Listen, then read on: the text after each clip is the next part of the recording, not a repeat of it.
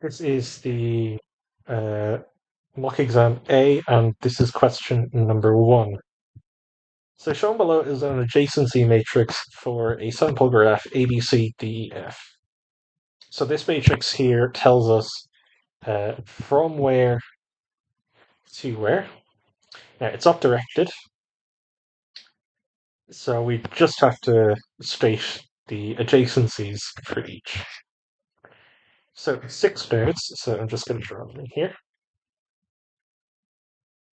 Doesn't really matter in sort of what configuration you draw them in, so long as it's somewhat useful.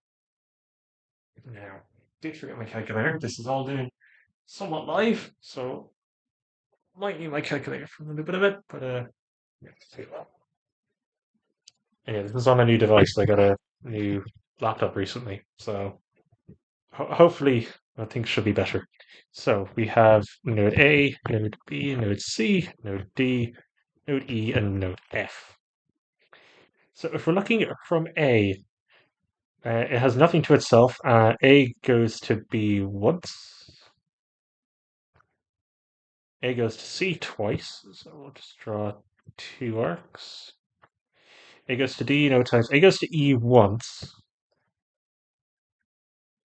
Okay. B goes to A. We already have that.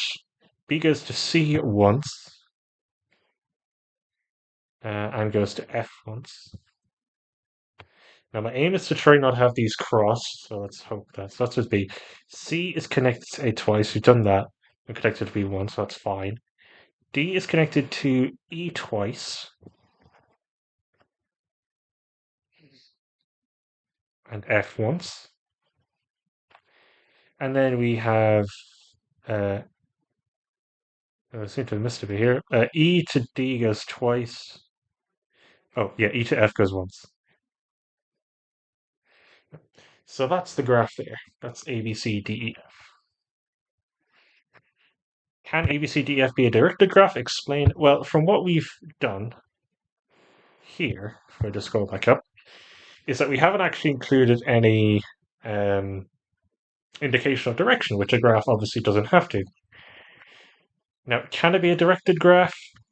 Well, we'd have to include more arcs for it to be directed. So, not now. We would have to include extra arcs. So obviously the information does not fully represent a directed graph because it's not meant to, but with this particular graph and this particular uh, adjacency matrix, it doesn't necessarily um, represent a directed graph in a way. Is ABCDEF a simple graph? It is not. A simple graph says that each node only has one arc into it, so no, e.g. D E has 2 connections.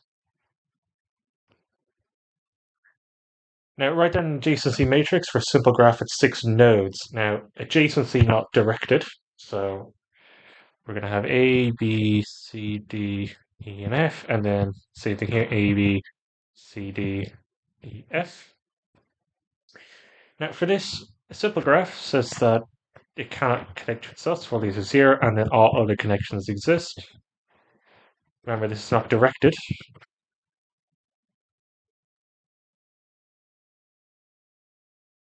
So that's going to be the adjacency matrix.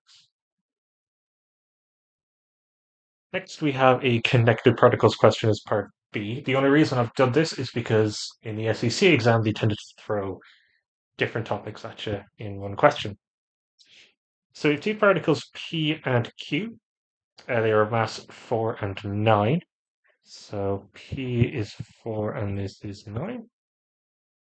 Connected by a light string, passes over smooth fixed pulley. Smooth fixed pulley. Q is on an incline of 30 to the vertical. So it says 30 here, so we'll just actually fill in here that should be 60. On a smooth surface, coefficient of friction mu, P is on a smooth, flat plane. So I'm just going to draw the forces in red. So we're going to have the tension in this string acting this way.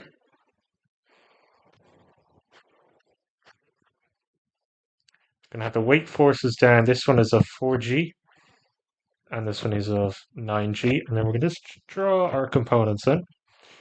By similar triangles, this is 60. So this would be cos 60 is a half, and sine 60 is root 3 over 2. And 9 times 9.8 is 88.2. Divide that by 2 gets you 44.1. And so this one, because sine would be root 3 over 2, is 44.1 square root of 3. And this one over here is just 44.1. We're going to have the reaction force. And then importantly, we're going to have this force in here, which is mu r. So the frictional force. So the Q will slide down a plane for all mu between 0 and 1. Well, a handy thing to note is that if something were to slide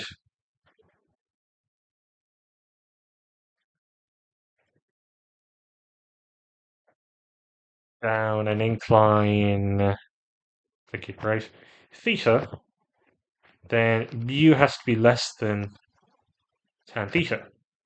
Now we can see, as a general result, or you can just have them together, the tan of 60 is root 3, which is about, I think it's about 1.6. But anyway, it's greater than 1. And since that is true, mu will always be less than square root of 3. So since the square root of 3 is less than 1, and mu has to be between 0 and 1, I'm running out of space here. Slide down always. It's a bit of a rash conclusion, but I'm just running out of space. Now, the tension in the string is 40 over root 3. The coefficient of friction is given mu equals k times the square root of 3, where k is rational. Find a fractional expression for k in exact form. Okay, so we're going to have to start resolving equations. So, P. Now, there's only one force acting with P, and that is just the tension. So that's actually handy enough. So we know that the tension has to be mass is 4A, and this is 40 over root 3 is 4A. So that implies that A is 10 divided by square root of 3. Now I'm just going to keep it like that. Obviously, I could rationalize the denominator, but it's going to be handier to keep it just in that form. Now for Q, Q has the weight force. So, oh god, what's that now? 44.1 square root of 3, that's the weight force, minus the tension, which we know is 40 over root 3, minus the coefficient of friction. Now, the reaction force is 44.1 because it's balanced. Q is not actually sliding off the plane there. So we know that that has to be 44.1 mu, and that's equal to the mass 9 times the acceleration, which we're given as 10 over root 3, so it's going to be 90 over square root of 3. So I'm going to add that 40 over root 3, and then I'm going to also factor out a 44.1. So that would be root 3 minus mu equals 130 over the square root of 3. Next, I'm going to divide by 44.1. So we're going to get just root 3 minus mu is now 130 over 44.1. I'm going to figure out first. That could be 1,300 over 441 square roots of 3.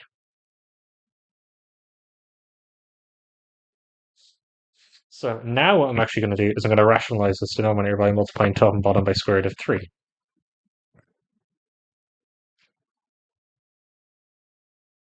So we're going to get at the bottom here just 441 times 3.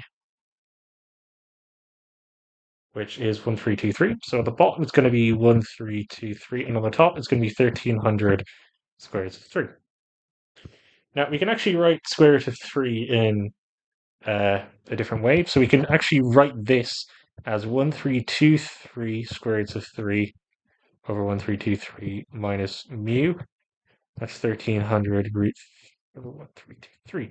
And of course, to make this true, mu has to be 23 over 1323, and this is all square roots of 3. Now, because we want k, this directly implies that k has to be 23 over 1323. And that is the value for k that allows the tension in the string during the motion to be 40 divided by the square root of 3.